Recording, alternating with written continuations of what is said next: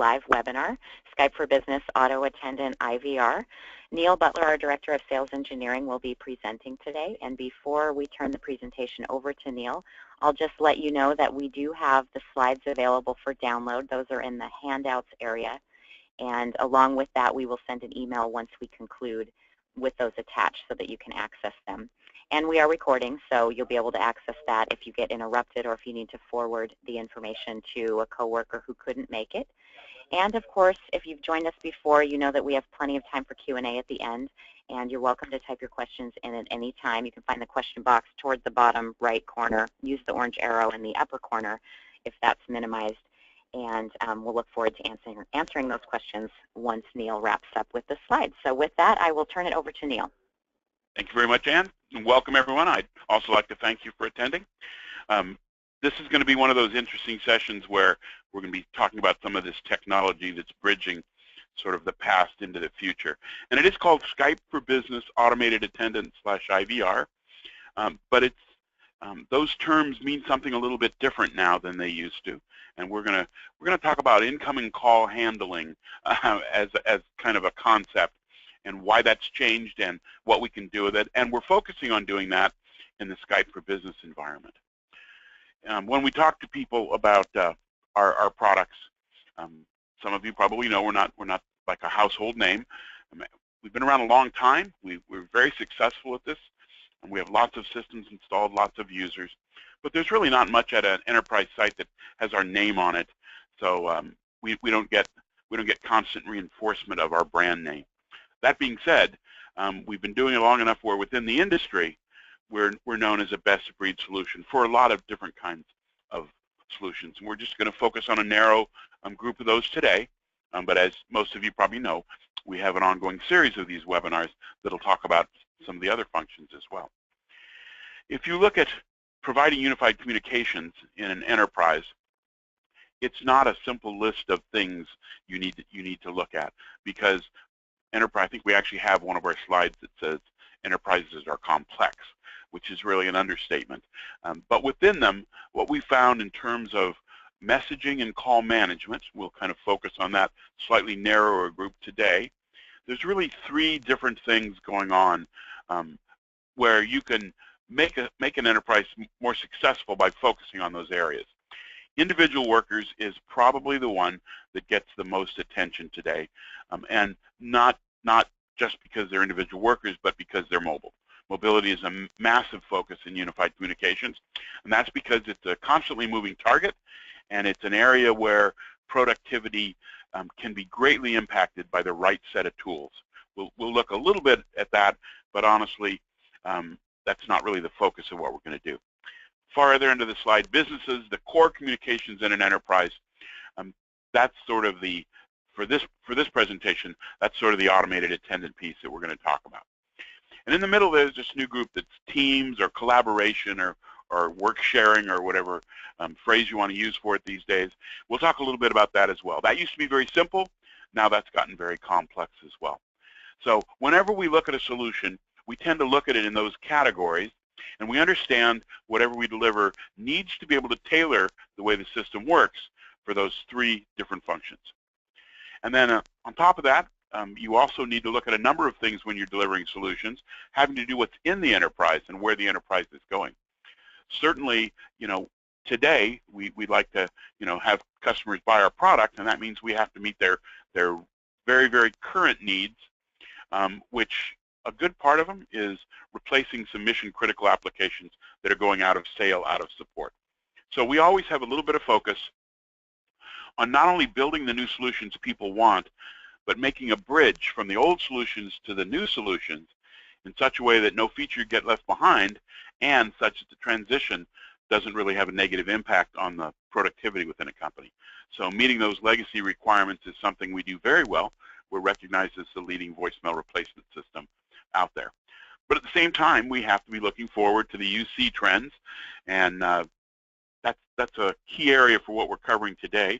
Certainly Skype for Business is a key UC piece that's just kind of coming into age on its own right now. And within that are the kind of common categories that you look at in terms of unified messaging in a mobile client and find me, follow me, those type of things. But at the same time, we have to look architecturally at what's happening.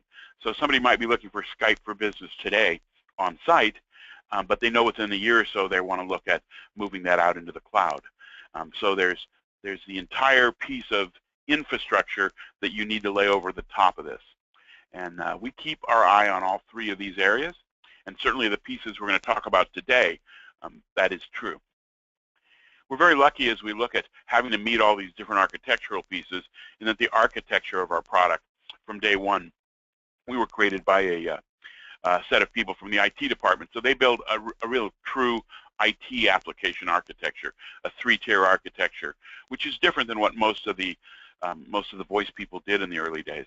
And what that means for us now is we're very good at delivering what we deliver in different environments. We'll almost never have to talk to a customer about changing something out. We pretty much can go in and say, what's your architecture today? Go to the whiteboard, draw what we can do, and then have a follow-up conversation. Where are you going in the years to come? And just move some of those components on the board around. So we're really in a good place to talk about the Skype for Business piece of it. And it isn't just because we looked at it last year and decided it would be a good business to be in. We've been working towards this for many years. I mean, we've been a Microsoft partner probably for 20 years in terms of we've always wanted to be able to certify our products with Exchange, and we run on the Windows operating systems. Obviously, we have to support all the Windows clients. But more than that, in the last few years, because of the Skype for Business, or earlier the Link movement, there was other areas in Microsoft we needed competency in.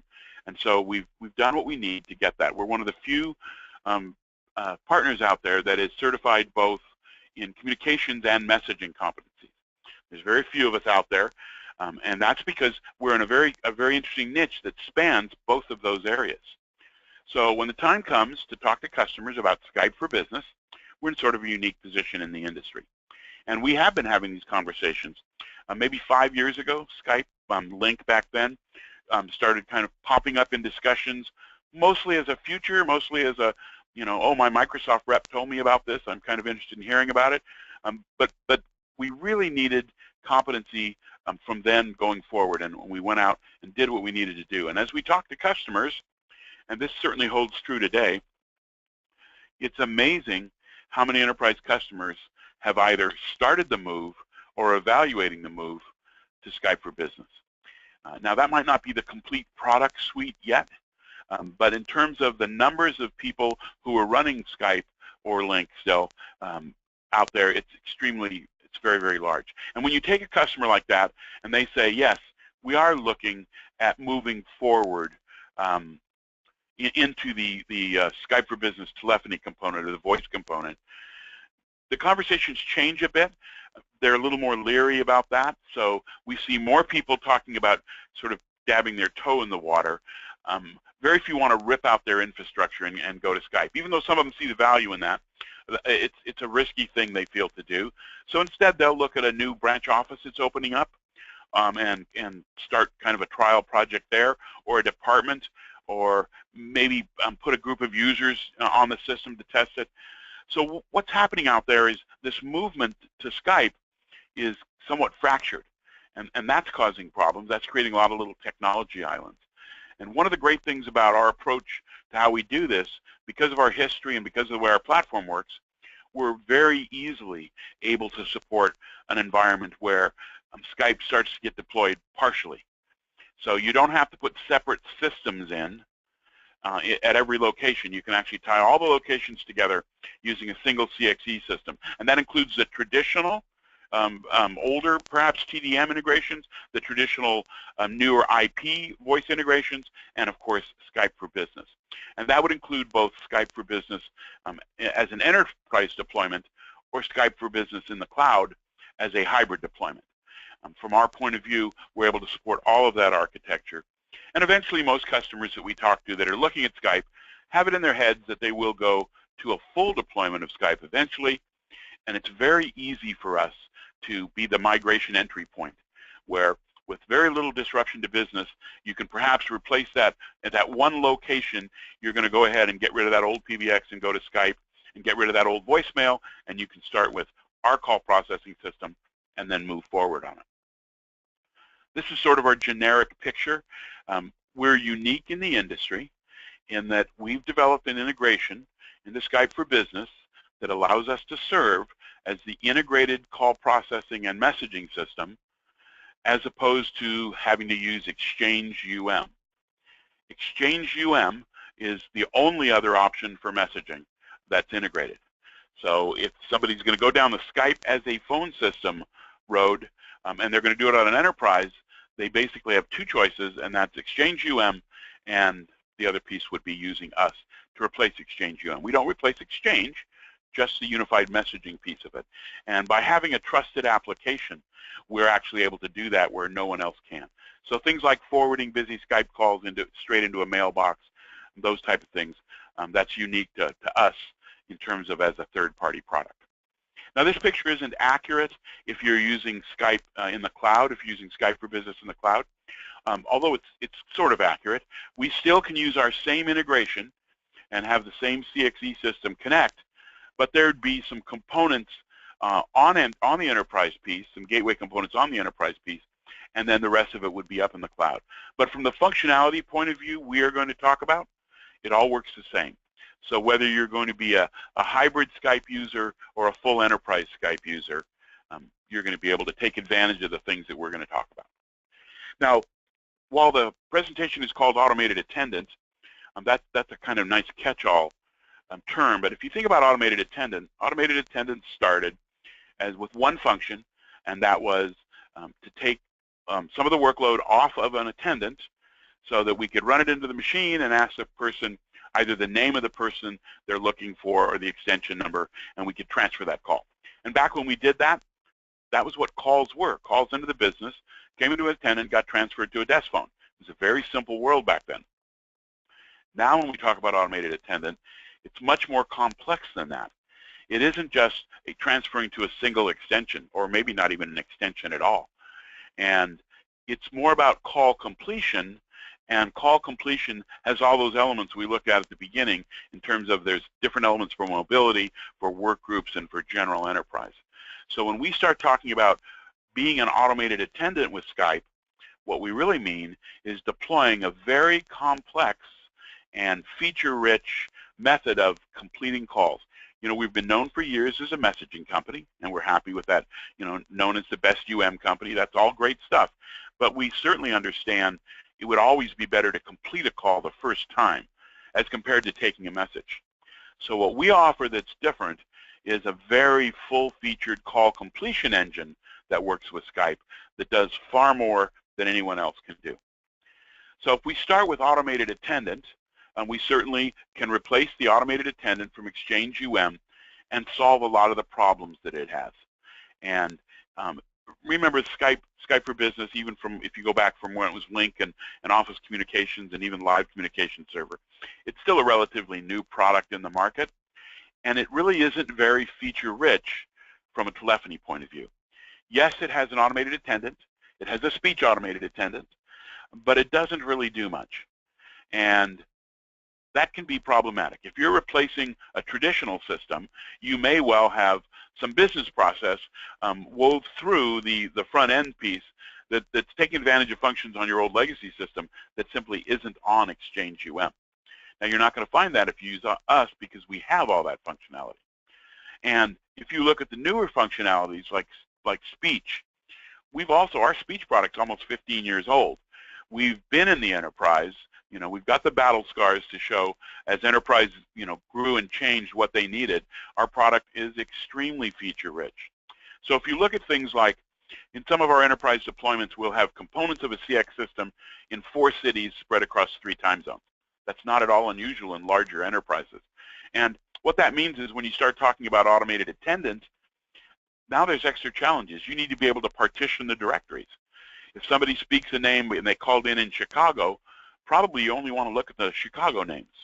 And that kind of functionality leads also to disambiguation and alias names and all those things that are very critically important in an automated attendant. And we do that extremely well. And Exchange UM just doesn't. It's a much simpler system. Even multiple time zone support gets very complicated and hard to do in an Exchange automated attendant system. Alias names we've talked about. Speech commands, yes, there is a speech automated attendant. And also their automated attendant will let you push buttons. So press 1 to go to sales, 2 to go to operations. What you can't do in the same menu is map button presses and speech names. You actually have to move to one kind of menu or the other.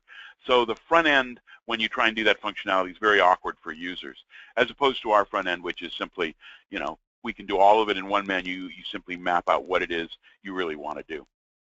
And then the call completion piece comes next. Transfer to extension, that's a nice starting point. But we do so much more than that. And even within a Microsoft environment, we do so much more than they do. The kind of examples we would use, and this is in some of our availability webinar presentations you might have seen, is if somebody calls into that front end and speaks your name, yes, you might have a rule that says, during business hours, send it to my desk, and then if I don't answer, send it to my mobile phone. That's very easy to do. But maybe that's not what you want if you're in a meeting. So if I'm in a meeting, I might want to read the Microsoft calendar before I transfer the call and say, wait, this person's in a meeting. There's no reason to transfer it to their desk. In fact, they're set up so that in a meeting, we'll pop up a notification on their mobile phone so they can sit in a meeting and quietly triage incoming calls based on the status of their Microsoft apps. Exchange doesn't do that. Exchange doesn't read even their own apps. We have a much better interface, a much more powerful interface than you're going to get through that. So automated attendance is going to be something that if you're using it at all, it'll be problematic to try and use the Exchange automated attendant. So the user speech director, aliases, names, we've talked about that. All of this is these are the kind of features you start developing as you go through the years with a speech recognition automated attendant app. So I guarantee you we didn't have all this in our first release 15 years ago, but over the years we've done things like add APIs for directory synchronization. If you want to have a bunch of people in that speech automated attendant directory that aren't actually users on the system, we're able to do that. The departmental transfers with either names or digits, and then full support for everything in a menu with speech commands.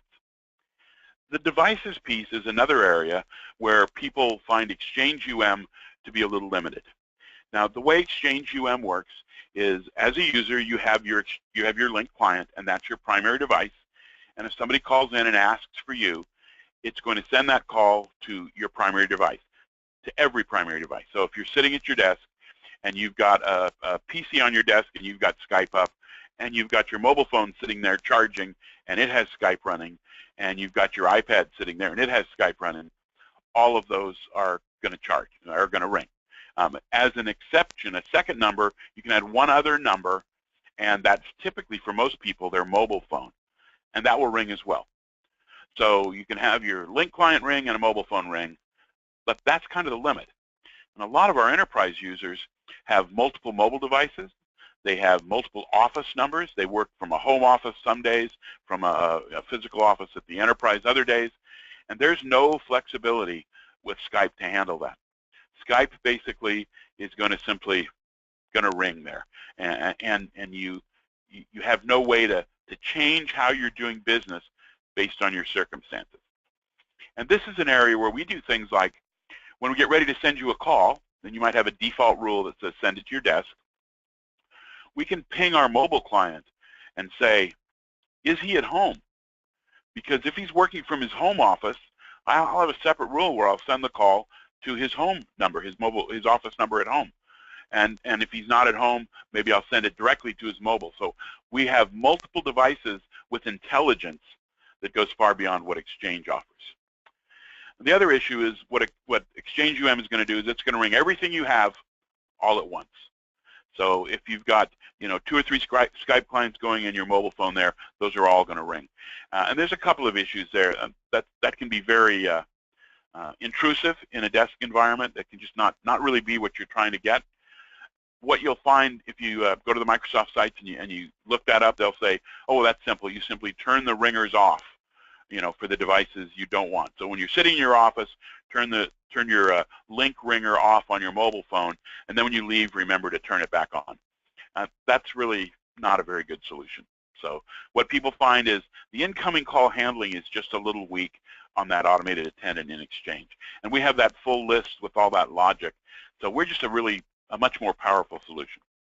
And then the whole schedule piece, With Link, if somebody calls you at 3 in the morning because they're maybe calling from a different country, but they're going to go ahead and leave you a message. So they just call you and they're going to wait to go to voicemail and leave you a message. If you have your phone sitting next to your bed at night, it's going to ring because all of that ringing is 24/7. Everything that happens basically happens. You program that schedule, it happens all the time. And that front end that we have is much more feature rich. It lets you build unique working schedules, different working days, schedules by day, all of that kind of functionality. So it's very, very easy to match what a user wants and to make it automatic, to be driven from context. When calls come in and we're going to transfer them to a user, we can read their link status. Are they in Do Not Disturb? Are they away from their desk? We can read their calendar status. Are they on vacation? Are they in a meeting? We can build a greeting on the fly that says Neil Butler's on vacation and won't be back until February 27th. So all of that functionality in our product just makes us a better choice for those people, particularly with mobile workers who are looking at a rich call routing engine on the front end. The answer mode piece is also going to be almost for anybody that has multiple departments, even if they don't have multiple offices in multiple time zones, make it very, very difficult. And we have this front-end routing table that is extremely powerful. We can, no matter how many departments you have, how many time zones you have, we can do all the different routing that you need to do. It can be controlled by DNS. It can be controlled by phantom extensions. The administrator can, in the middle of the night, go to a web connection from their mobile phone and change the incoming ringing. You know, for perhaps they wake up at 3 in the morning and there's 3 feet of snow on the ground. All of that kind of functionality comes with a product that's 30 years old. We've been doing this for a long time. And everything that we do in the traditional world and have been putting into the product is available for Skype for Business users. We aren't going to spend too much time on sending calls to work groups, to multiple telephones.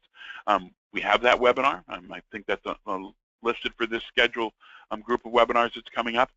But beyond just having a hunt group, or in the case of Link, a response group, where you can go ahead and send a call to multiple users, or maybe a full-blown contact center, but you know, those might both be something you can use. But we have a more powerful way of doing that. What we found in collaboration and work groups today, there's kind of a new situation. If you go to a call center, if you have 50 people in a room, they're all what you would call process workers, right? They're all doing the same thing. They all have the same skill set. They answer a call. They do something on a terminal usually. They hang up. They take the next call. They don't have any personal workflow. Contact centers are all about putting calls in and getting them handled as effectively as possible. If you look at kind of the informal work groups, and there's so many of them today, they're different. They're knowledge workers. Yes, they might share an incoming line for certain kinds of phone calls coming in, but they have different skill sets, and they have times when they're not taking calls. If you think of an IT help desk as an example, you know, as an IT help desk, you might have 10 people, and they all have a slightly different skill set, and sometimes some of them are going to be on the call taking calls. Other times they're going to be working projects. That's really hard to do with either a hunt group or a response group or a true call center app. But with TeamQ, we drive all those calls in. We run a script. We gather the information of the caller so we know what that caller needs. We put them on a screen, and basically we allow the agents to use a pull model of call distribution that's based on their skills. So skills-based pull model kind of call functionality. And as a support agent, I might take a call. I might talk to somebody. When they hang up, I'm not going to take another call. I'm going to go out on the web and do a little research on their problem. Then I'm going to connect maybe with a remote desktop connection to work on that, or maybe even do a desk visit in the building. Then when I'm done, I'm going to come back, and maybe I'm going to get in the queue and take another call. Or maybe, let's say I'm the Linux specialist, and I look at the queue and there's no Linux calls there. I'm going to go work projects, but I can keep my eye on that queue to make sure that I can handle the parts that I'm responsible for. And this is all driven basically by a screen. So this is not your traditional call center. This isn't a replacement for a traditional call center.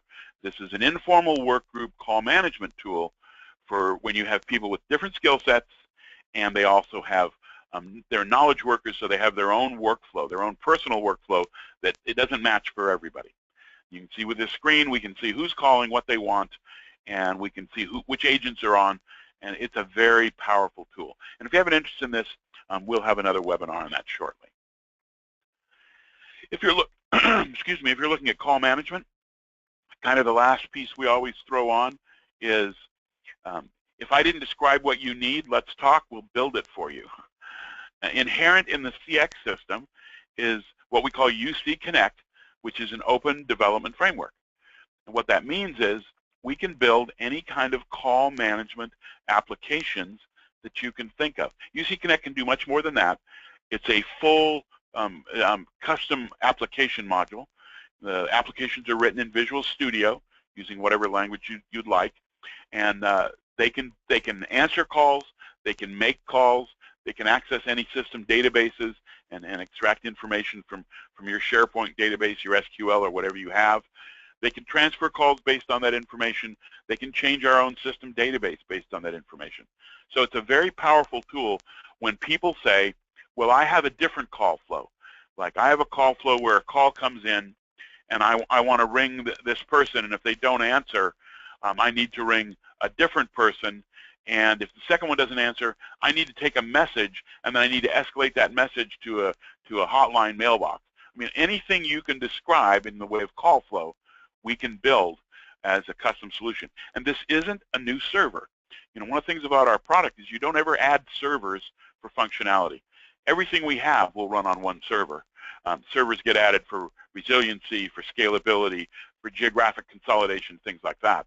But this application you would write in UC Connect uses the same system, the same ports, the same resources, and as a result, it's very inexpensive. Compared to getting a traditional IVR application done out there, you know, which would be a separate platform and connections and programming and all of that, we tend to be in the 10 to 15% of that cost kind of area when we look at deploying on the existing platform because of the way we're able to share resources. So if you look at deploying Skype for Business as your telephone system, you're gaining all sorts of things because of that integration into the Microsoft world, but there's still a few areas that are a little soft because the product is new, and we basically take those areas, those problem areas, and we bring our product with its 30 years of development into that, and we're pretty much able to solve all of those problems. So if you're looking at deploying, whether you're deploying it in the cloud or deploying it in the enterprise, it's probably worth talking to somebody about our product, because not only if you already know what problems you're having can we probably address them, but we also can have a nice conversation to kind of let you know what other customers have seen as they go through to deploy the areas that they found all of a sudden they didn't quite understand what they had, and we can have those discussions with you up front. And that brings us to, hopefully, some questions. Thanks, Neil. Okay, yes, we do have a few questions already in the queue.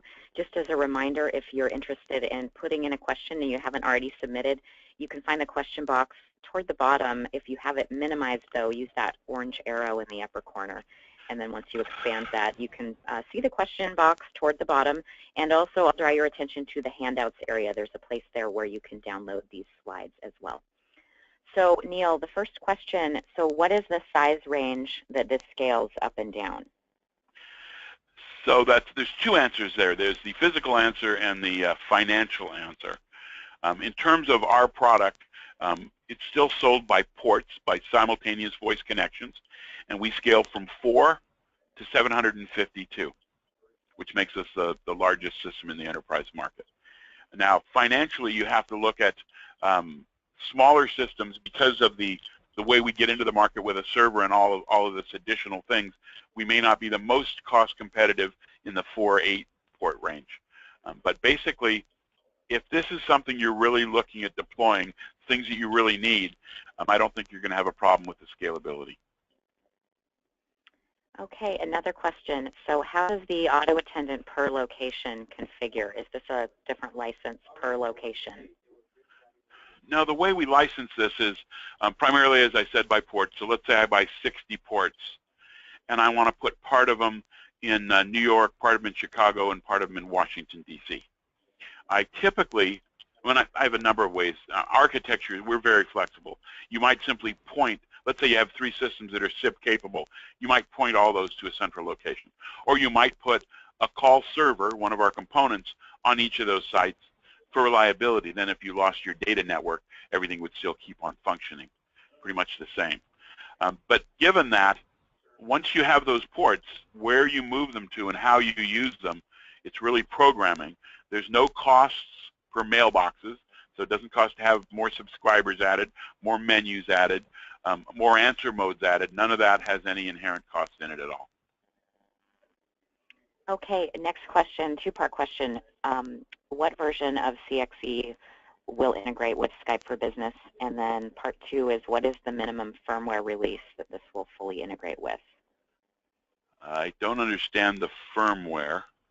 Okay, we can take that one offline. Yeah, because firmware is a hardware issue, and we're kind of hardware independent. In terms of our software, you have to be at 8.7. We originally tested and released this at 8.6, update level 2, and it works, except for there's a few things that can happen in the Skype world, a few types of configurations where it's going to have issues. So we moved that up and said now you have to have 8.7. Okay, next question. What about in a hybrid mixed environment with some Skype for Business and some traditional PBX, example, ALU or Mitel? Yeah, so we're absolutely fine with that. The way it works is we build unique integrations to connect to each different phone system, and in this case we'd consider Skype one of the phone systems. Users are attached to a phone system, so when you go into their mailbox, there's a little drop down. You say this user lives on the ALU system or the Mitel system or Skype. That's really only about making outgoing calls and controlling message waiting and things like that. So a user isn't really tightly tied to that. But now what you have is a single call processing system that spans 3 separate PBXs, one of them being Skype, and it's fully integrated. That means distribution lists that would spread all, the ability to come in on one phone system and transfer over to the other phone system if your network is configured to support that. So from our point of view, all the architecture things we've worked on for the last 20 years, Skype is just another SIP trunk type of integration, and everything that we do works the same. Okay, next question. I understand there is a requirement for a pilot number and then a DID that gets forwarded to the pilot number rather than configuring a direct dial into the menu options. Is this the case? So you know, if we're coming in behind Skype, then in the mediation server there has to be a number identified that points to the trusted application that is what our SIP trunk is using. But I'm not quite sure, you know, with the steps they talk about. You can take an outside DID number and in the mediation table point it to the trusted application. So you can call from the outside. You don't have to call from the outside, by the way. I mean, you can, that same number that gets created in the mediation server, you can pick up any Skype phone and dial it and you'll go right into that front end the same way. So it's pretty flexible in terms of how you set it up for either internal or external access. Okay, looks like another question. Have you done any integration with some free switches as well? So our supported list of SIP integrations does not include that. And it's just a matter of building SIP integrations is pretty easy for us, but there has to be a business case, which means there has to be enough traffic. And in the enterprise size market where we do most of our business, we're just not seeing that. That's not to say that it's impossible. We have a generic SIP integration you can buy on our system and probably build an integration to anything out there if it has the right features, but we don't have one that we've pre-configured. Okay, thanks very much, Neil. Looks like that wraps up the questions. If any are still coming in, we'll take those offline and make sure we follow up with everyone who asked. And just want to thank everyone for taking the time to join us. Look for an email from us later today with both the slides as well as the link to the recording. And as Neil mentioned, we will be having some additional upcoming webinars, one that will cover more about our call center application for Skype for Business. And so look for future email invites from us as well. We hope to see you on a future webinar, and I'll go ahead and let Neil close this up as well. Thank you, Ann. So these webinars are for you. It's our chance to get to talk to you about our solutions. So we'd like to think they're relevant, and according to the attendance numbers, we seem to be doing the right thing, but we always like feedback. So any feedback you want to send to us on how we did, or what else you'd like to see us cover, or it needs to be longer, it needs to be shorter, you can send all that to info@avst.com. And believe me, we monitor that mailbox, and you will find it's very attentive to anything that shows up there. So thank you. All right, and have a great day, everyone. To learn more about AVST, please visit www.avst.com.